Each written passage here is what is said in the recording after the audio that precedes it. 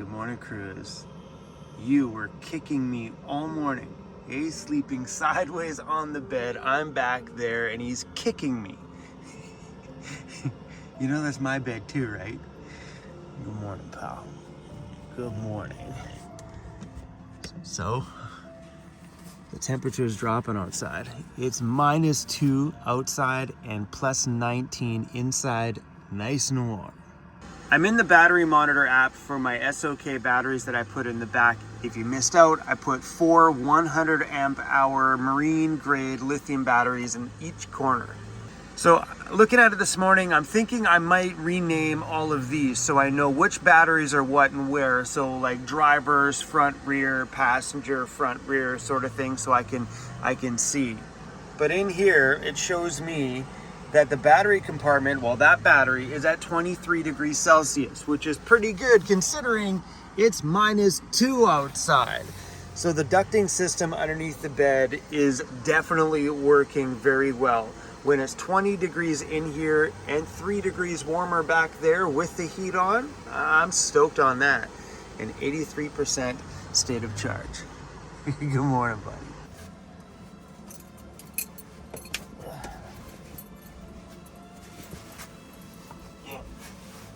When I was talking to Madison one day, sitting out there at their shop, she said she's had some customers come by their place for consultations and stuff and talk about the type of van that they're looking at getting. And her first question was, when people are debating low roof versus high roof, her question to them is, well, before you make that decision, why don't you see if you can get dressed without standing up, right? Or get dressed while you're sitting in bed every morning and not standing.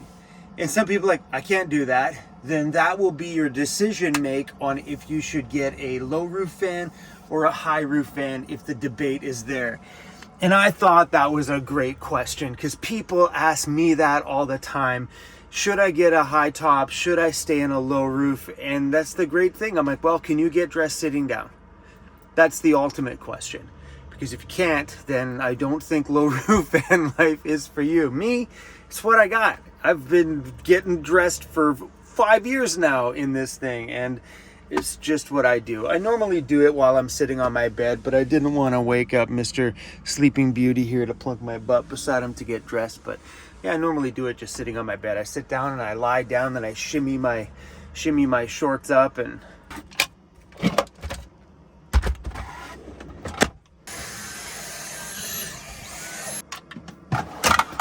this was a good addition.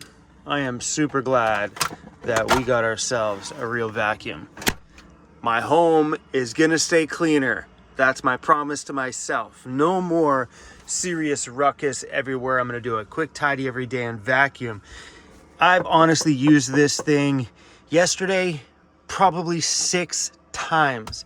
And when I wanna charge it, I just flick that switch, boom, it's charging. I'm glad I took your advice on that French press.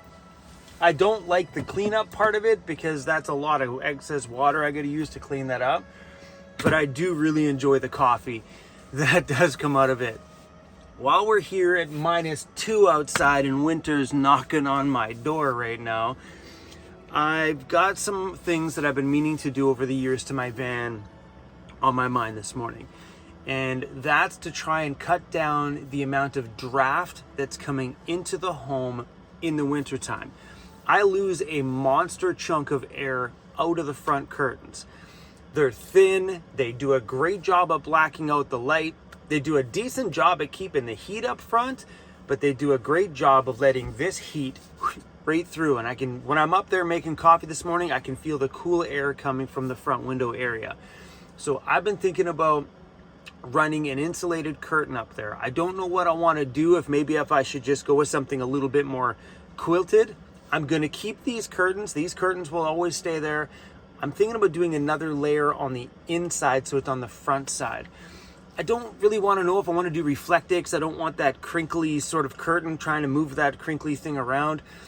I may look at just some insulate, something like this. You know what I mean? Like maybe not this material, but just something. They gotta have something at a store somewhere that's just black, and I can clip up there with the rest of it and completely keep that cool air up front, keeping it way warmer back here.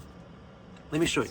My curtain's just sitting on this little plastic track, and these are held on by these little clips, and I have a bunch of them right here. So I'm thinking about running another curtain on the inside of these ones, snapped just on the other side of these. That way when this one shuts, it shuts the other one with it at the same time.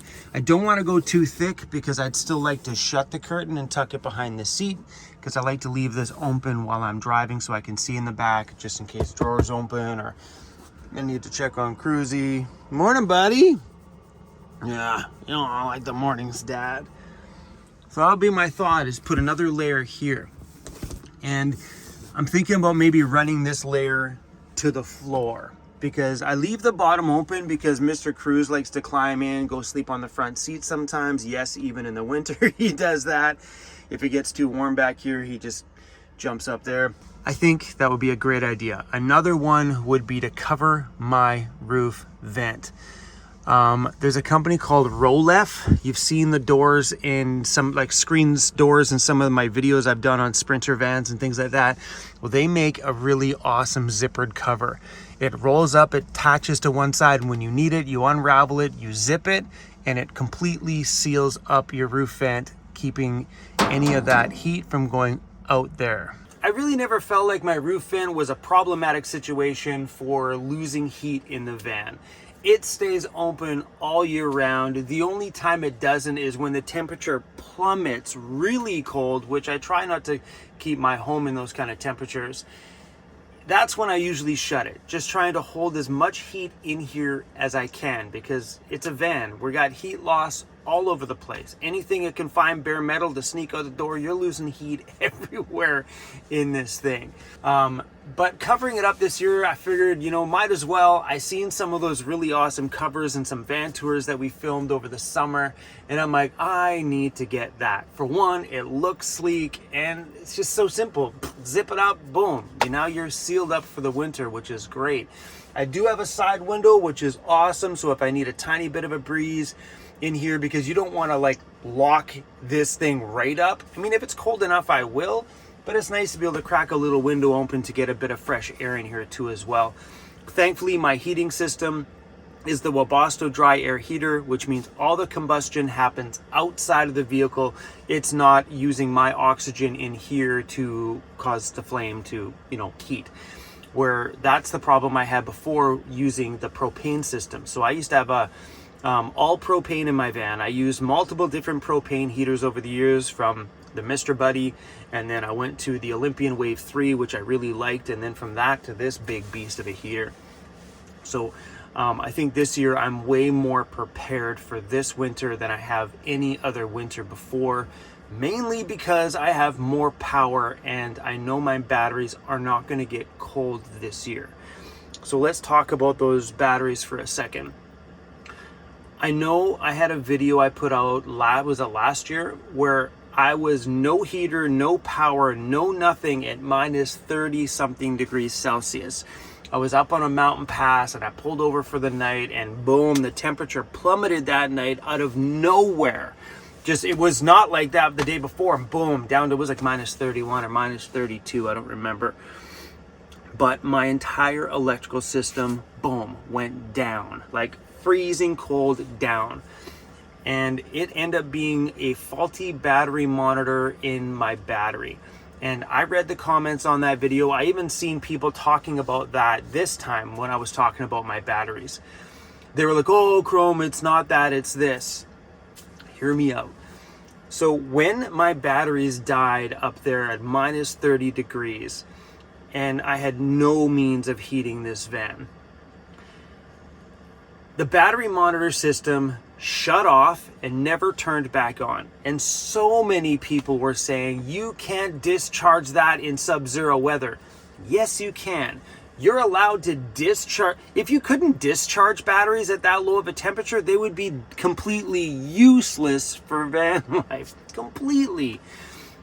So you're allowed to discharge lithium batteries, or any battery for that matter, in sub-zero weather. You are not allowed to charge that battery in sub-zero weather. That's where you damage the cells. So while I was in my van overnight, my system should not have shut off and lost all power because it's discharging to run a heater in sub-zero weather. That is not a thing. That should not have happened. So when I took that battery back to the company that I got the batteries from, they opened up the battery, which was not easy. Remember, those things are like glued and screwed, and they're not meant to be opened in service like that. They opened the battery up and they checked the battery monitor, and it was done. It shut itself off and never turned back on. That was an internal battery fault from the factory. Nothing to do with me running my heater and sleeping at night. People blamed that situation on me. No, that was a bad battery in the lineup. So that is one of the reasons why I changed batteries this year, because I lost confidence in my CanBat batteries. I did. I full-blown lost confidence in them. I'm going into winter this year. I don't want to stay cold. So I got frustrated with it and decided to play on the safe side, double up my power, because I've wanted to double up power for the longest time. And yeah, run myself batteries that have a little bit of a better name for themselves and a bigger track record, which was the SOK batteries. They were at an amazing price point. Ooh, that heater's getting hot. Yeah, I'm super stoked to put these things through the paces over this winter and going forward in my van. I'm really honestly stoked about this upgrade. And for me, doing this upgrade was me getting prepped for this winter. Now having battery compartments that are heated and everything else, and now the heat's going to heat my bed, I am super stoked to come forward to this winter. But those two upgrades I want to do is probably my curtain and maybe cover my roof vent, and just kind of just, that's wrapping my van up for anything I think I would need for winter time. Being in a van versus being in an RV is a great thing, because in an RV you gotta winterize things. You got running water pipes outside, you got black water pipes outside for your sewage system inside your van, whatever you want to call it. I don't have an RV, I don't know what the actual terms are, but you got to winterize things. Being in a fully self-contained camper van, I don't have to do that stuff. I literally, as long as my heater works, we are ready for winter. Doing things like I'm thinking about now, like maybe redoing my back door seals to hopefully seal off some of that breeze coming in. Curtain, maybe my roof vent cover. So just literally making upgrades this year that I should have just done years ago, that I kept putting off, because we go back and spend our winters on the West Coast. West Coast winters are easy breezy. Like, we maybe have 1 week of winter, like sometimes snow, sometimes no snow. Last year we got a legit snowfall for a while, but we only probably get about a week. Okay, we'll give it big. We got 2 weeks of winter, maybe. And we're talking like not even a week of that is winter. The rest of the time it's just chill for a little bit. Now that I say that, this winter is going to be a complete Frozen show you watch. But thankfully we have the shop to go back to. But while we're here, you know, I was going to talk about heaters. We're going to save this for a whole full-blown video. I think over all the years, I've learned a lot about heating my van, because I've used them all. I've used the Buddy heater, not all of them. I used the Buddy heater. I used the Olympian Wave 3 heater. So 2 propane sources now here to the tapped-in gas source of the Webasto.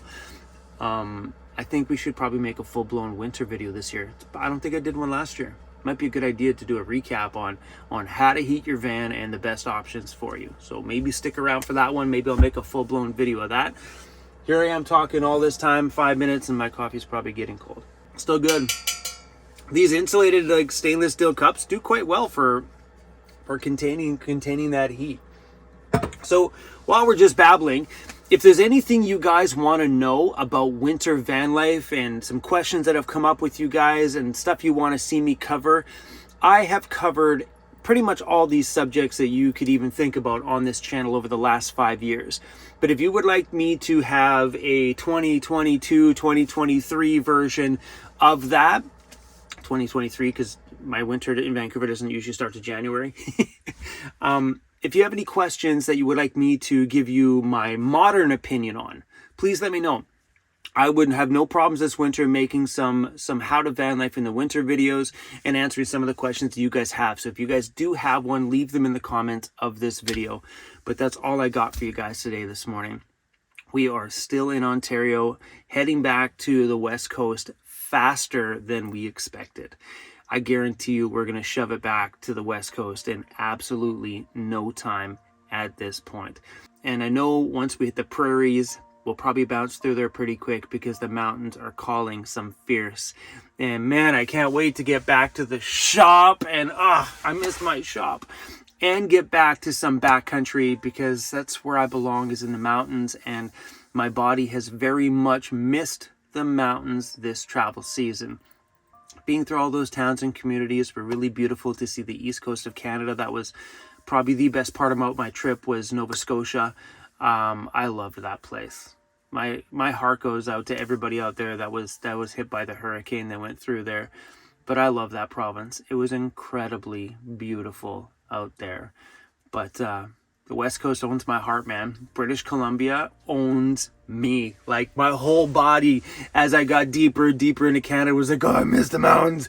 Give me more big mountains. So I'm really excited about going back, you guys, and getting that drone up and doing some really epic. I like it out there because those mountains inspire me. They fire me up and make me excited about life. And you know what comes out of that is me standing on the top of the mountain, screaming at the top of my lungs, "What's up, weirdos?" and being stoked and telling you guys cool stories about my past. And I'm getting all amped up just thinking about it. Anyway, you guys, thanks for watching, and maybe stay tuned and see what I do for these curtains. If you guys have any ideas, let me know. I think doing new curtains this year is gonna be pretty cool. And I'm looking around you guys here. Like, you're just turning around. I think doing something here is pretty cool. I'm not sure about putting it to the floor. I think I may just stop it there. The only reason why I stopped that curtain there is because it was getting full of Cruz's dog hair, because Cruz always walks through and goes sit in the front. So as he was pushing his way through, the whole bottom would just get covered in his hair. That material that's on there, it's like very fibrous. I don't know what you want to call it, whatever. The hairs get stuck in all the fibers all the time. But so I may not go all the way to the floor. I mean, covering 3/4 of it is, or more than 3/4 of it is better than not. But if you guys have any ideas, let me know. He is not a morning person whatsoever. Cruzy, hey, come here, come here, come here. Hey, hey, buddy. People want to say bye to you, bro. Hey, Cruzy. Hey, we're still in the backcountry, bro. That means you can run around all morning long chasing all the chipmunks and all the squirrels and the little birdies on the ground. All the hair, buddy. That's why I bought a vacuum, bro. I bought a vacuum because of all your hair. You lose a lot of hair sometimes. You should do. You should do.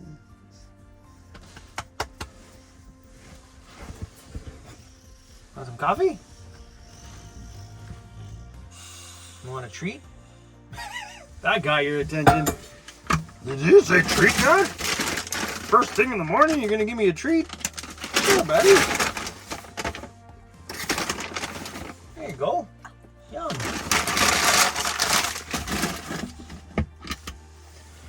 There you go, buddy. Did you even chew it? You're not supposed to swallow that practically whole. I don't have any more. You're awake now. This guy. You give him a treat, his life just lights right up. He's looking, is there more? Is there more treats? There's no more treats.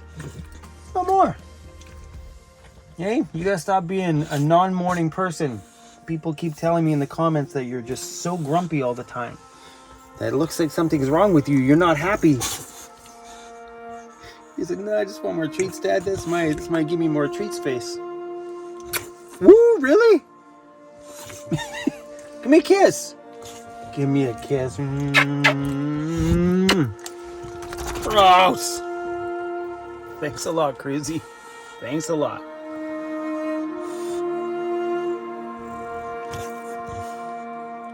All right, buddy. Hey, peace out, everyone.